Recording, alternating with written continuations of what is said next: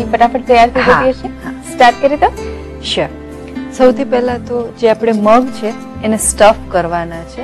Okay. એટલે થોડા આપણે એને સાંતળી લેવાના છે. અચ્છા, ગેસ ઓન કરું? હા. 2 ચમચી તેલ મૂકવાનું છે.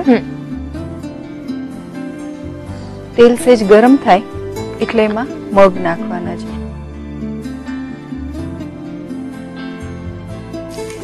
હવે આમાં સેજ મીઠું નાખીશું. મગ સેજ મીઠું નાખીને બાફેલા છે. ઓકે. થોડું મીઠું. કેટલા લઈએ છે મગ? અડધી વાટકી જેટલા. ઓકે. અને લાલ મરચું. અચ્છા, ફણગાઈને તમે બાફી લીધા છે ને હવે એને સાંતળી હા, લેશે. સેજ સાંતળી લેવાના.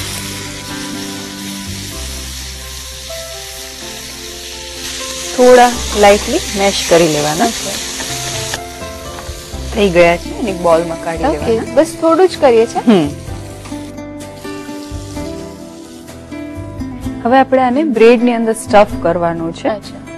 બ્રેડ અત્યારે જે લીધી છે એ મલ્ટીગ્રેન બ્રેડ છે અને રાઉન્ડ કટ કરી લીધી છે અને સેજ પાણી નાખી અને સ્પ્રિંકલ કરી લેવાનું છે. થોડી સોફ્ટ થઈ જશે. સોફ્ટ થઈ જાય. હવે એમાં જે મગ આપણે વઘાર્યા એમાં સ્ટફ કરીશું.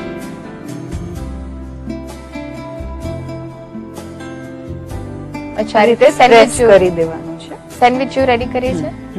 એટલે સીલ થઈ જાય છે. હા, સરસ સીલ થઈ જાય છે. ઉપરથી થોડું ફરીથી સ્પ્રિંકલ કરીશું પાણી. સેમ વે બીજી ટિક્કી કરીશું તૈયાર. ઓકે. અત્યારે તમે મલ્ટીગ્રેન વ્હીટ બ્રેડ લીધી છે. બીજી કોઈ બ્રેડ લઈ શકીએ આપણે? સાદી બ્રેડ આપણે જે આવે છે મેંદાની એ પણ લેવાય. પણ હવે માર્કેટમાં જ્યારે તમારી પાસે હેલ્ધી ઓપ્શન હોય તો હેલ્ધી વસ્તુ વાપરવી જરૂરી છે. અને માર્કેટમાં આમ પણ હવે વર્કિંગ વિમેન છે એના માટે ઘણા બધા ready to eat food packets ને એવું પણ બધા અવેલેબલ હોય છે. એ અવેલેબલ હોય છે, પણ એનું તમે એક્સપાયરી ડેટ છે, એના ન્યુટ્રિટિવ વેલ્યુઝ ને બધું જો જોઈને તમે લાવો તો એમાં પણ કંઈ ખોટું નથી યુઝ કરવું. સેમ વે આને પણ પલાળી લઈશું. મગ મૂકવાના.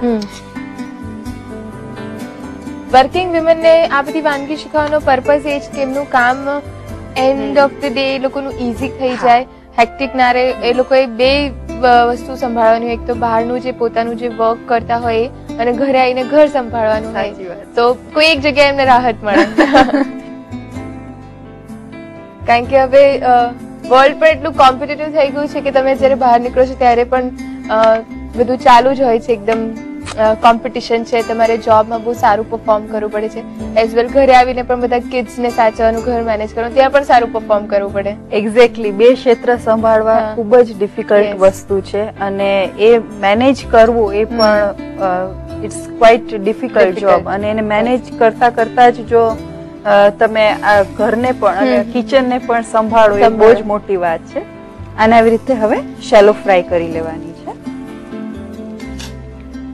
તેલ અથવા બટર જે અવેલેબલ હોય એનાથી કરવાનું છે.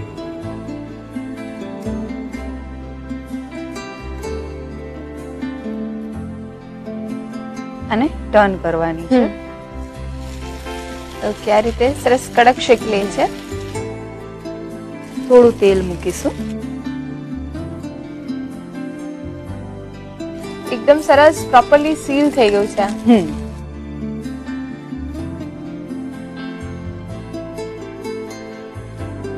શેકાઈ ગઈ છે. ગેસ ઓફ કરી દેવાનું છે.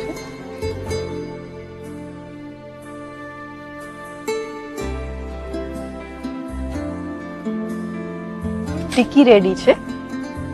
હવે જે બાફેલા બટેટા છે એને પણ થોડા સ્પાઇસીસ નાખીને એને સાંતળી દેવાના છે. તેલ લેવાનું છે 1 ચમચી જેટલું. હવે એની અંદર બોઇલ કરી અને પીસીસ કરેલા બટેટા છે એ એડ કરવાના. કેટલા લઈએ છે બટાકા?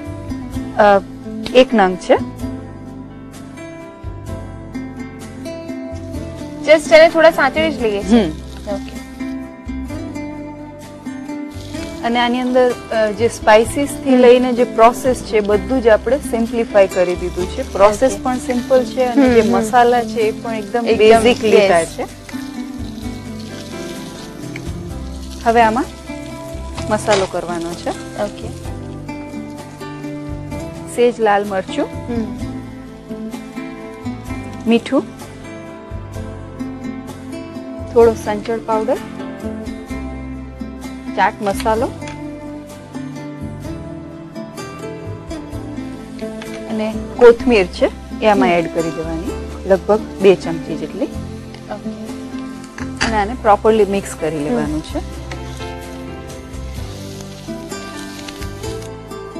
ગેસ ઓફ કરી દઈએ, થઈ ગયા છે.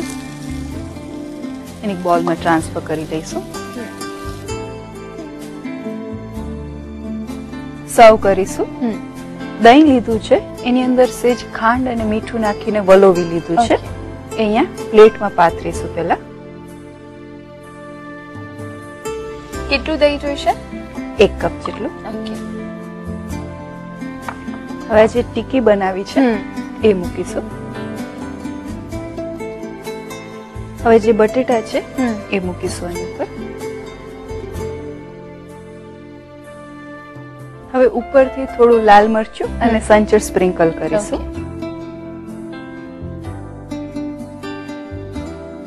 થોડું સંચળ, થોડી કોથમીર. ચાટનું તમે ઘણું જ ઈઝી અને હેલ્ધી વર્ઝન કરી કાઢ્યું છે. ચાટ એટલે સાથે 4 જાતની ચટણી હોય, સેવ હોય, પાપડી હોય, પણ આ એકદમ બેઝિક અને પેટ ભરાય એવું અને હેલ્ધી છે. આને ખાધા પછી તમને એક પણ વસ્તુ એવી મિસિંગ નહીં લાગે કે આમાં ચટણી નથી. ચટણીના ઓપ્શન માટે જ આપણે દહીંની અંદર ખાંડ ને મીઠું ને નાખ્યું છે. એટલે જે ટેસ્ટ આવશે એ એકદમ બેલેન્સ્ડ લાગે છે. તો રેડી છે ગોલ્ડ કોઈન ચાટ.